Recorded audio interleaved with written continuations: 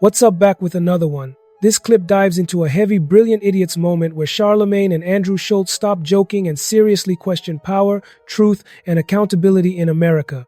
So let's check this clip out. Line, everybody's going to say you're a great guy. And that's just not who I am as a person, right? Like, I try to be a nuanced thinker. If he f***s up, I'm on it. A nuanced thinker. Oh, I was like, what the f? No, like... I heard thinker. Yeah. I heard thinker. Oh, I heard. I just had to make sure. At a time like this, Schulz, All right, fair at enough. a time like this, Glad you clarified. picking apart every word. Yes, okay? of course, yes. All right? Yeah. But no, okay. like, Okay. it's important. Like, it's important to me, and I want to be able to call these different things out, and I'm going to do it. And if I get criticism for it, that's completely okay. I'm not asking for anything from anybody. Is my point. Oh no, they're gonna definitely criticize you, but I don't see. Sure, I don't see. and they should. I don't see anything That's wrong fair. with saying, "Hey, that's wrong," or "Hey, I got that wrong." I don't see a problem with that. Minnesota, man. Minnesota. Another tragic situation in Minnesota. Alex Purdy was Pretty. No, Freddie. Alex Purdy. Yeah. Alex Purdy was shot and killed by Homeland Security. It's so much to this story. What tripped me out was how quick they were to rush out and tell us that what we saw, Amen. we didn't see. Amen. And that to me is textbook authoritarianism. And I'm gonna tell you why. Because it's not about even trying to make you believe. This is, no, we're going to dictate your reality. Now they're walking it back because they see that we have camera footage and we can see this like blatant, disgusting, heinous act that transpired, and there's no way. And he's also seeing his own base react to it. Yes. And going, like, he's seeing January 6ers go out there and saying, this is horrendous, you cannot do this to people. And once you see them turn on the on Trump. This is a textbook American. This guy was He's a VA nurse for veterans. VA nurse.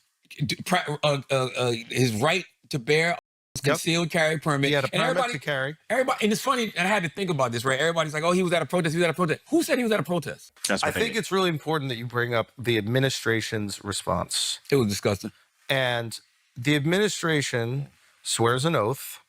The president, these other people, they swear an oath to The Constitution. uphold the Constitution. This guy was exercising two of his constitutional rights. Okay? Right to protest. Let's assume it's the right to protest. Peacefully Let's assume he is assemble. peacefully assembling and protesting, and the right to bear arms.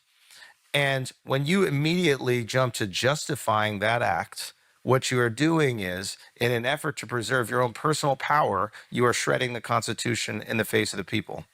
And it doesn't matter where you sit on the aisle. There is one document that is supposed to bind us all as Americans, and that is the Constitution. So I think that's why at its core, there are a lot of people that might have very radical views that are giving incredible pushback on this. And I love seeing it because they're recognizing that this disgusting act of shredding the document that's supposed to bind all of us as Americans. Now, we can have little disagreements about it. We can healthily debate these, how we should, do law enforcement in different cities. We can have these conversations. But in terms of immediately shredding it upon this tragic event and not even looking into it, by the way, it was like immediate reactions without even watching the videos. No investigation. No nothing. investigation, nothing. No, I think they saw the videos. I think that I don't think so. I thought, no, Christy. Well, no, they might have Christy seen it. had to see the video. Watching this, you can feel the shift immediately. This is not comedy mode. This is genuine concern on display. Schulz sounds unsettled, Charlamagne sounds locked in, and neither of them is hiding behind easy answers. It feels like you are watching two people realize something important in real time. Whether you agree or disagree, the honesty pulls you in. Conversations like this stick with you because they challenge comfort, question authority, and force you to actually think instead of picking sides. Sure. They might have seen it, but instead of going, hey, we need to investigate this further, talk to the different officers, see exactly what happened, and honor the constitutional rights of that man, because anybody who watches this video understands that I don't think he's doing anything illegal from watching this video at all. He wasn't doing anything illegal at all. Tell him you're not one of them, Schulz. No, I think that anybody who listens to this show knows that I'm not one of them. I mean, specifically with immigration, when he was on the pod, we pushed back against. Like, my my feeling on immigration is like, I think any illegal that's already here should be given a pathway to citizenship as long as they haven't committed any crime. Now, some people will be like, oh, coming here illegal is a crime. That's not what I'm talking about. I'm talking about having committed any crimes, haven't gone to jail, haven't done these things. And that's how I personally feel. Now, you might feel like you want all illegals gone. You might feel like you want strong borders. Like all these things are okay to feel, but the way to do it is not this way. The way to do it is not to erode American values. I think that we can all agree on that. Unless it's not about immigration ultimately. Well. Which is Well, my concern. Not even not about immigration. I want to get to that, but like, There's oil in Minnesota? no. The what I'm seeing here right now is specifically is like the second ICE does something horrible, they go out and throw out these breadcrumbs. They're like, but look, we arrested this, we arrested this murder. We arrested this. And then I looked into the numbers and we were talking about in flagrant. It's like less than 5% of the people that they've deported are actual criminals. Yeah. So, and then 75% are just long-standing residents here that are here undocumented, right? So what I think they're doing is using this thing of security as a smokescreen so they could just blanket deport and harass not only illegals, but also American citizens. That's the best case scenario. The worst case is this is a test run for the elections. And he'll shut it down. Shut it down. It's going to be very hard to do and I thought about that too, Chris. It's going to be very hard to do state to state.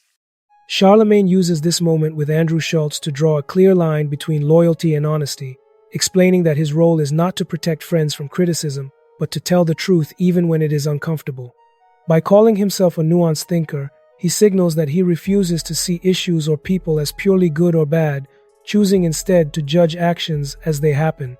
Schulz initially jokes about mishearing the phrase, but the exchange quickly settles into something more serious, revealing why this episode feels heavier than their usual conversations. Charlamagne is establishing credibility with the audience by making it clear that agreement must be earned, not assumed, especially during a discussion about government power, constitutional rights, and public trust. Schulz, meanwhile, sounds shaken as he confronts the idea that the systems he believed would protect people may already be failing. The conversation becomes less about defending past positions and more about recognizing a dangerous shift in how authority is exercised and explained to the public.